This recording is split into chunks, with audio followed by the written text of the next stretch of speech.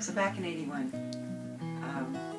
I got excited about doing some homeschool with my own kids. It was really hard for me because my little Susie had been gone for kindergarten. She'd been gone for grade 1, and when she was at school, I never saw her. I mean, when she'd come home, it was time to get everybody fed, get everybody to bed. I just didn't have time with her, and I so bad wanted to have time with my kids. And my little John was going to be kindergarten, and I just said, I gotta figure out a way to do this. And at that point there was no help, nowhere. And when I went down to the division to try to figure out what we could do, they just said, well, we'll do distance learning. And when it started coming, I'd get a great big pile of all these things that I had to get her through and had to send in the mail all the way back, take several months for them to correct and to pass back to me. And by then the kids had forgotten all about what they were doing. And I just said, no, this is not what I want. I want time with my kids to connect and to build a relationship. And these stacks and stacks of paper were not the way to do it. In 1993, there were a lot of moms that were needing help, especially ones with special needs where the school absolutely couldn't even keep them in the school. They kept running away, etc. So they asked me to take these little ones into my home, and so I brought home Rachel and Joe and went ahead and homeschooled them at that time. And as those next 2 years progressed, there were more and more moms that needed help and were begging for me to take the kids, set up homeschooling, do something. So finally in 1996, I met Brady Long in the School of Hope, and here's how that happened. Brady Long had worked and worked and worked to get this plan, how parents could actually have a certified teacher helping them and giving them the what curriculum needs and updating them, and they could actually get a little bit of funding to help them deliver a good program. So I heard about that on a Tuesday night and found out they were going to be in Lethbridge the next day, and that was the last day they were going to be there.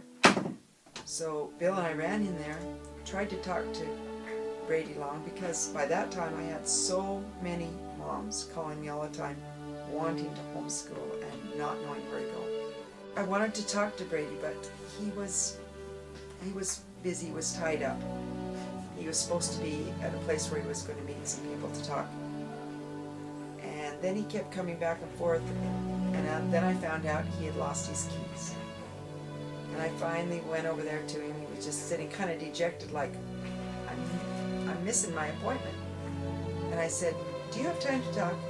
And he said, yeah, I guess so. It doesn't look like I'm going anywhere. So he came and talked to us, and I told him about all these moms who really needed help down here and wanted to homeschool and would love to do something like what they had. Anyway, he said, do you want a job? And I said, no, I don't want a job. I'm a mom with my own kids and I'm busy.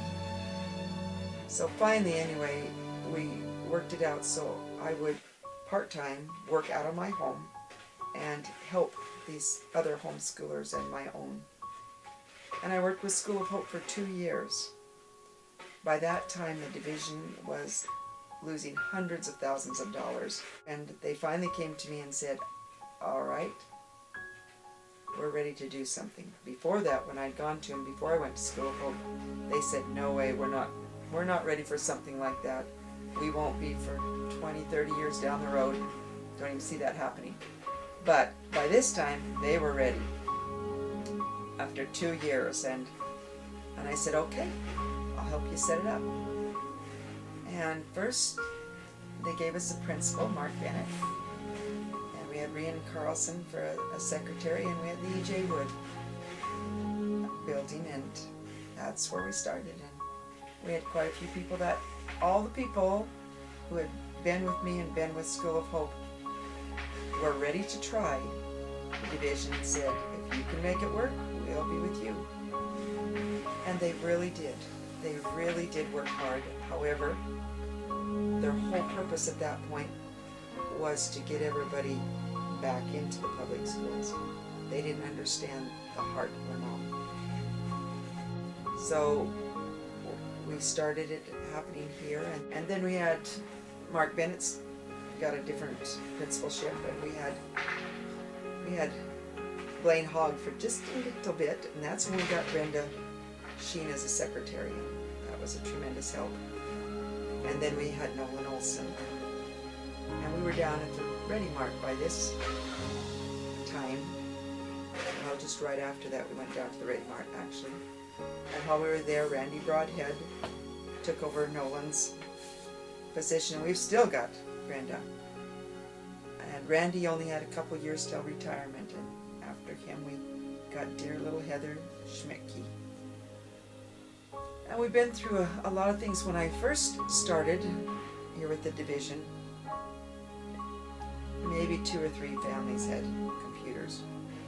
And most of those that did had an email address, but almost nobody did. And it was really hard to get hold of everybody and to make all the arrangements. And by the time it'd take me a couple of weeks to get everybody called, and by that time I've changed the message 3 or 4 times. I'll tell you, it's really nice to be back on with the emails and having everybody have an email. But the biggest thing that I've noticed is that it's not, this program hasn't happened because of me. It hasn't happened because the school division finally decided to help. Although that sure did help. And they've been great. They've really been supportive. It hasn't happened because of any one person or any one thing, except that moms all over were on their knees praying, saying to the Lord, help me. Help me help my children. And it was the heart of a mom, of many, many moms, who made this happen. And they have brought it to pass because of their diligence and their trying, their giving, their all and then some. It's our moms that have made it happen.